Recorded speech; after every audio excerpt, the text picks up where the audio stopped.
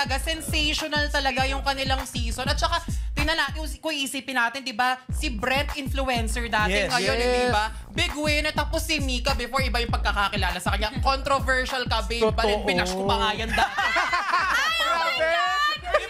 Tingnan nyo naman, hindi ba napatunayan mo ang self mo, kaya congratulations. Totoo. Nakaka-proud. Sobrang nakaka-proud. At saka sa akin talagang tumatak talaga kay Brent at kay Mika yung handa silang magpaubaya.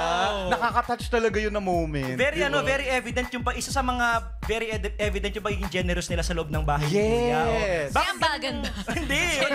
Bakit ganun yung nararamdaman nyo? Like, nung natalo ka sa isang tas din nagbigay si Brent. Tapos yung position mo naman, willing mong ibigay kay Shukla. Shukla. Oo. Bakit ganun yung nararamdaman nyo sa loob? Bakit? Bakit? Sorry.